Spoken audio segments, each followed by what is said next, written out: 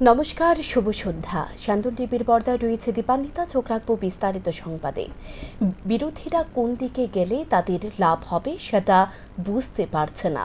রবিবার প্রদেশ বিজেপির কার্যালয়ে ভারতীয় জনতা পার্টির 46তম প্রতিষ্ঠা দিবসে বক্তব্য রেখে কথা বললেন মুখ্যমন্ত্রী ডক্টর মানিক সাহা। রবিবার প্রদেশ বিজেপির কার্যালয়ে ভারতীয় জনতা পার্টির 46তম প্রতিষ্ঠা দিবস উদযাপন করা হয়। এদিন প্রদেশ বিজেপির কার্যালয়ে দলীয় পতাকা উত্তোলন করে অনুষ্ঠানের সূচনা করেন প্রদেশ বিজেপির সভাপতি রাজীব ভট্টাচার্য।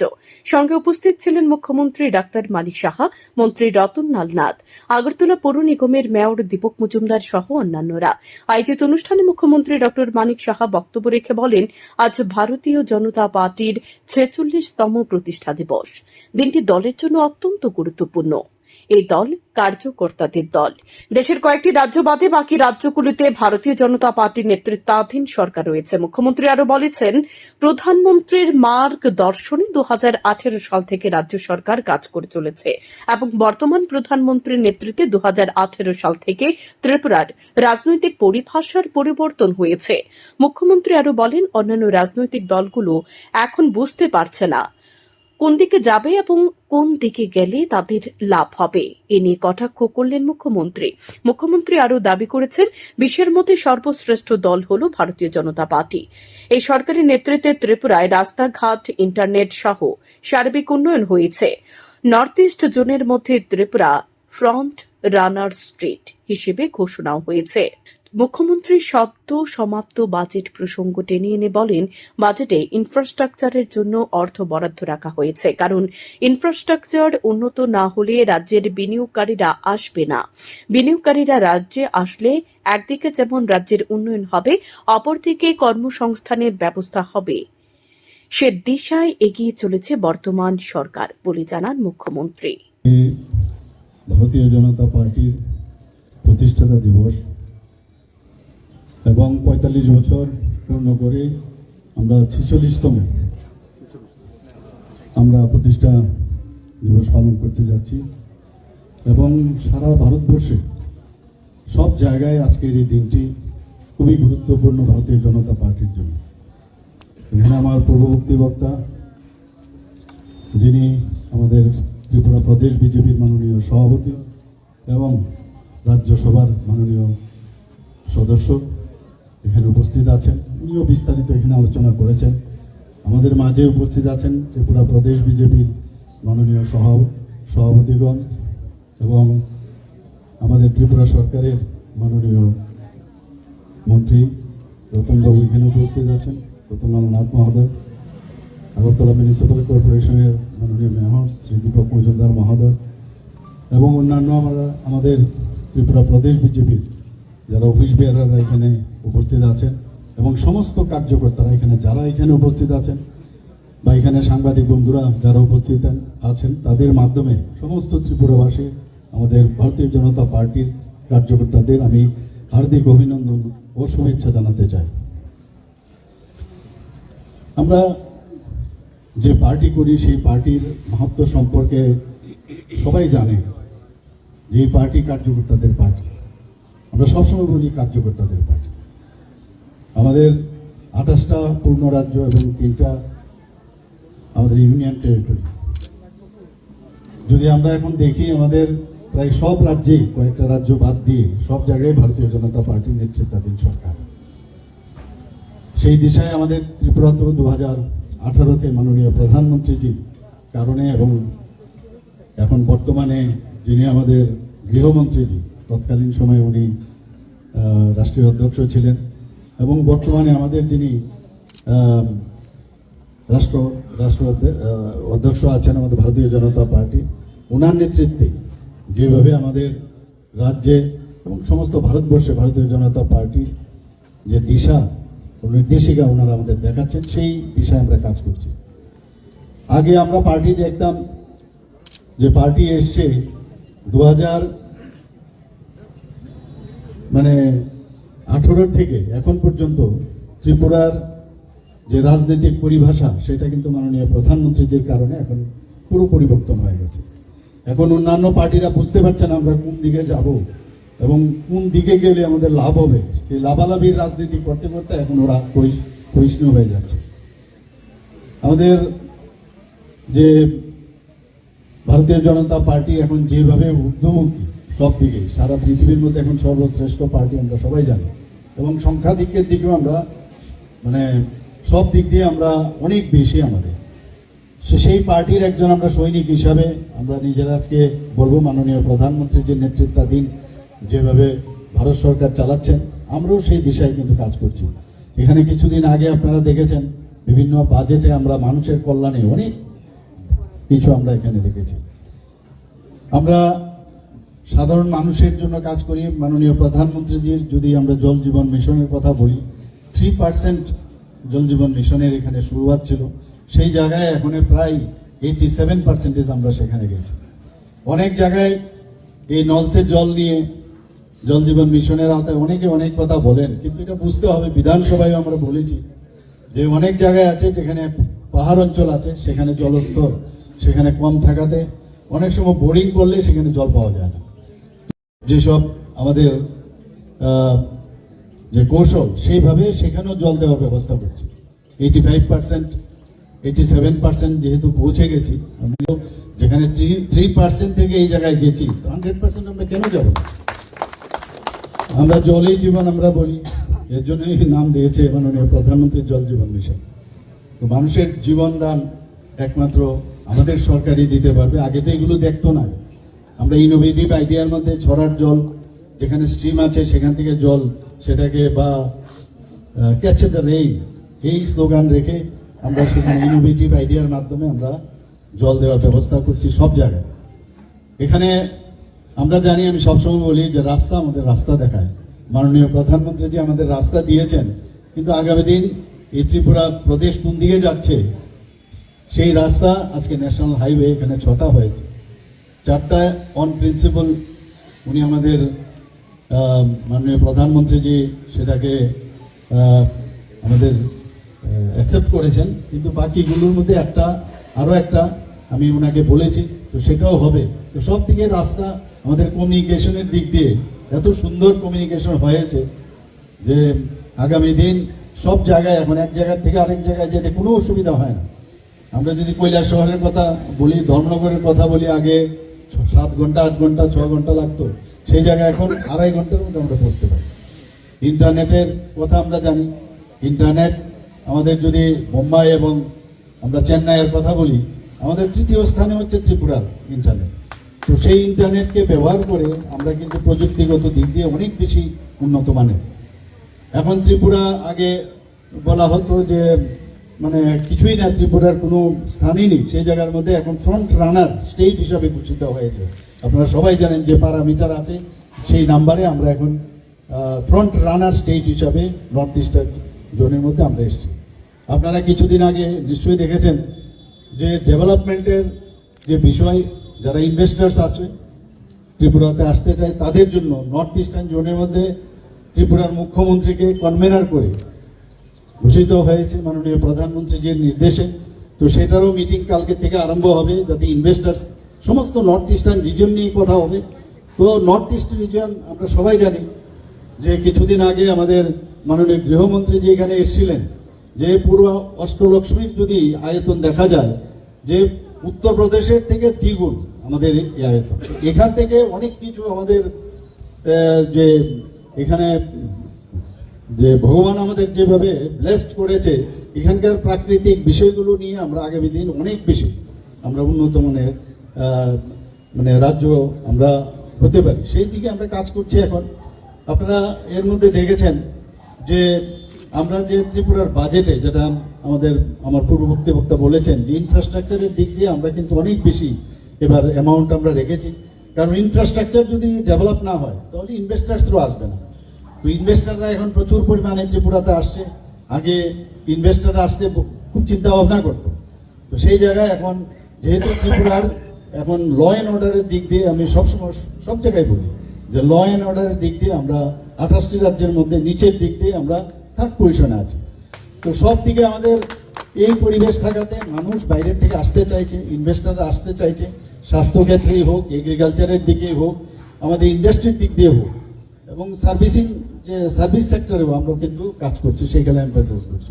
মাননীয় প্রধানমন্ত্রীজি বলছেন আমাদের ডেভেলপমেন্ট তখনই হবে যখন আমরা যুব সম্প্রদায়ের সম্পর্কে আমরা চিন্তা করব, মহিলাদের সম্পর্কে আমরা চিন্তা করব, গরিবদের সম্পর্কে চিন্তা করব, কৃষকদের সম্পর্কে চিন্তা করব। এই চারটা আমাদের জাত, অন্য কোনো জাতপাত আমাদের নেই। এই চার জাতির যদি উন্নয়ন হয় তাহলে রাজ্য উন্নয়ন হবে, দেশ উন্নয়ন হবে। আমাদের ভারতীয় জনতা পার্টি আজকে আমরা জানি আমাদের যে পূর্বসূরি 1951 সালে ডক্টর শ্যামাপ্রসাদ মুখার্জি জনসংঘ তৈরি করেছিলেন। সেখান থেকে আজকে আমাদের যার হাত ধরে আমাদের এই ভারতীয় জনতা পার্টি প্রতিষ্ঠিত হয়েছে, আজকে 46 যে আমাদের স্থাপনা দিবস, সেই উপলক্ষে এখানে আবার যারা উপস্থিত আছেন। শান্তন টিভি।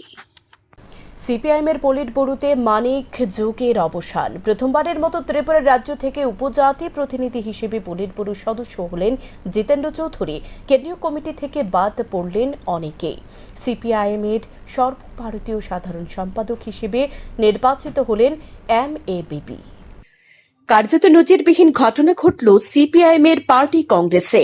দলের কেন্দ্রীয় কমিটিতে সদস্যের অন্তর্ভুক্তি নিয়ে বিবাদের জেরে পরিস্থিতি গড়ালো ভোটাভুটি পর্যন্ত। ভরসা রাখল সে ক্যারোলের লবিতে। সিপিআইএমের সর্বভারতীয় সাধারণ সম্পাদক পদে সীতারাম ইয়েচুরির উত্তরসূরি হলেন ক্যারোলের প্রাক্তন মন্ত্রী ও প্রাক্তন রাজ্যসভার সাংসদ MABP। দলের এই শীর্ষ পদ দখলের লড়াইয়ে বেবি ছাড়াও বৃন্দা করাত, মোহাম্মদ সেলিমদের নাম উঠে এসেছিল, কিন্তু শেষ পর্যন্ত করাত লবির উপরই ভরসা না রেখে ক্যারল লবির উপরই ভরসা রেখেছে সিপিআইএমের পার্টি কংগ্রেস। সীতারাম ইয়েচুরির প্রয়াণের পর থেকে সিপিআইএমের সাধারণ সম্পাদকের পদটি দীর্ঘদিন ধরে শূন্য ছিল। এতদিন ধরে প্রকাশ করাত কাজ চালাচ্ছিলেন পলিট ব্যুরোর সমন্বয়ক হিসেবে। শেষ পর্যন্ত পার্টি কংগ্রেস থেকে পূর্ব ঘোষণা অনুযায়ী নতুন সম্পাদক দেখে নিল লাল ব্রিগেড। বয়স পেরিয়ে যাওয়ার পরেও ক্যারলের মুখ্যমন্ত্রী পিনারাই বিজয়নকে রেখে দেওয়া হয়েছে পলিট ব্যুরোতে। ত্রিপুরা থেকে মানিক সরকারের পরিবর্তে পলিট ব্যুরোতে এলেন দলের রাজ্য সম্পাদক জিতেন্দ্র চৌধুরী। ত্রিপুরা থেকে এই প্রথমবারের মতো উপজাতি প্রতিনিধি হিসেবে পলিট ব্যুরোতে এলেন রাজ্য সম্পাদক জিতেন্দ্র চৌধুরী। এর আগে ত্রিপুরার মুখ্যমন্ত্রী, প্রাক্তন মুখ্যমন্ত্রী প্রয়াত দশরথ দেব পলিট ব্যুরোতে যেতে পারেননি। বয়সের কারণে কেন্দ্রীয় কমিটি থেকে ছাঁটাই হয়েছে একাধিক নেতৃত্বকে। ত্রিপুরা থেকে কেন্দ্রীয় কমিটিতে জিতেন্দ্র চৌধুরী ছাড়াও অন্তর্ভুক্ত হয়েছেন রতন ভৌমিক, মানিক দে, কৃষ্ণা রক্ষিত এবং নরেশ জমাতিয়া। অর্থাৎ কেন্দ্রীয় কমিটিতে রয়েছেন ত্রিপুরার 5 জন প্রতিনিধি। শান্তন টিভি।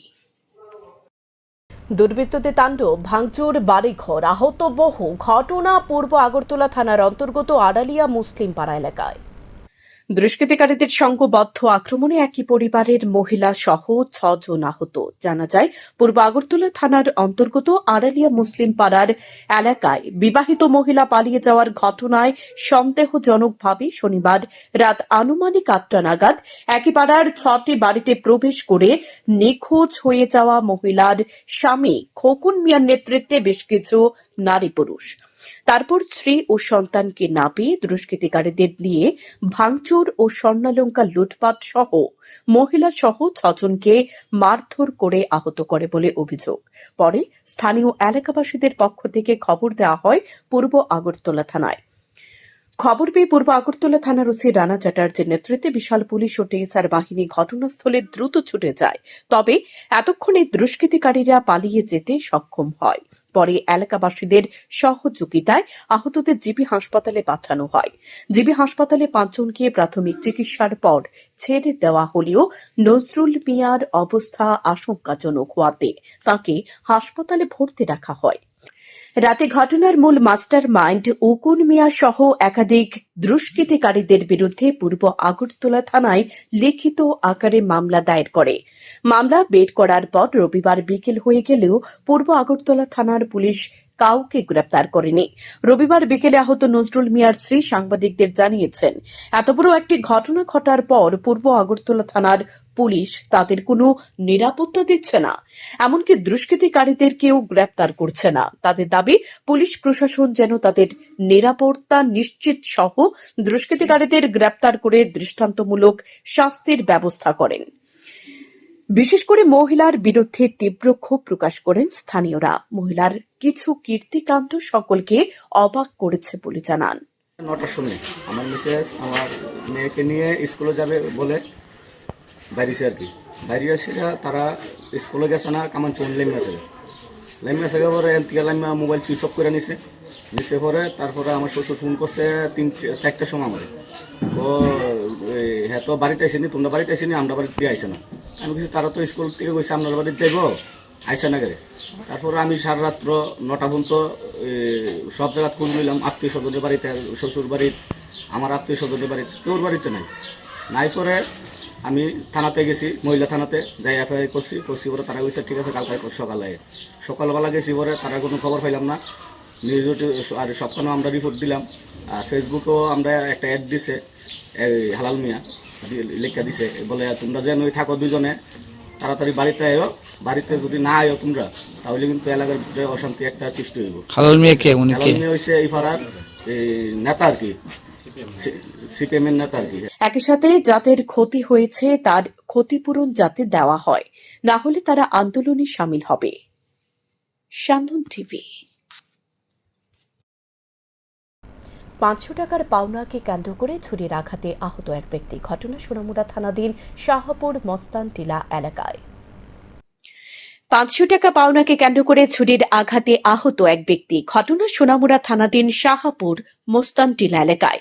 ঘটনার বিবরণে জানা যায়, সোনামুড়া থানাধীন শোভাপুর গ্রাম পঞ্চায়েতের 1 নম্বর ওয়ার্ডের বাসিন্দা নুনু মিয়ার ছেলে খুরশেদ আলমকে একই এলাকার সেলিম মিয়া 500 টাকা ধার দেন। শনিবার যখন খুরশেদ আলম শাহপুর মুস্তান টিলার আসাম হুজুরের চেম্বারের সামনে আসেন, তখন সেলিম মিয়া খুরশেদ আলমকে দেখে বলেন তার ধার দেওয়া পাওনা টাকা দেওয়ার জন্য। তখন খুরশেদ আলম বলে কয়েকদিন পরে দিয়ে দেবে। এ নিয়ে দুজনের মধ্যে শুরু হয় তর্ক বিতর্ক এবং শেষ পর্যন্ত হাতাহাতির রূপ নেয়। একটা সময় সেলিম মিয়া তাঁর কাছ থেকে ছুরি বের করে খুরশেদ আলমের গলায় আঘাত করে। এরপর খুরশেদ আলমের চিৎকারে এলাকার মানুষের জড়ো হলে সেলিম মিয়া পালিয়ে যায়। তড়িঘড়ি করে খুরশেদ আলমকে সোনামুড়া সামাজিক স্বাস্থ্য কেন্দ্রে নিয়ে আসে তার আত্মীয় পরিজনরা। তার গলায় 2টি সেলাই লাগে। চিকিৎসার পর খুরশেদ আলমকে থানায় নিয়ে আসে তার আত্মীয় পরিজনরা। সেলিম মিয়ার বিরুদ্ধে সোনামুড়া থানায় মামলা করেন। সে মামলার পরিপ্রেক্ষিতে খুরশেদ আলম এবং তার পরিবার সেলিম মিয়ার কঠোর শাস্তি দাবি করে।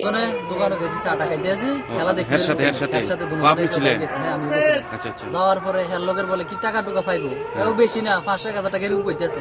তা আমি কইতেছি যখন ফানা এর পরিস্থিতি খুব খারাপ, 60টা ছেলে মিলে খাইতে অনেক কষ্ট, এরকম পরিস্থিতি।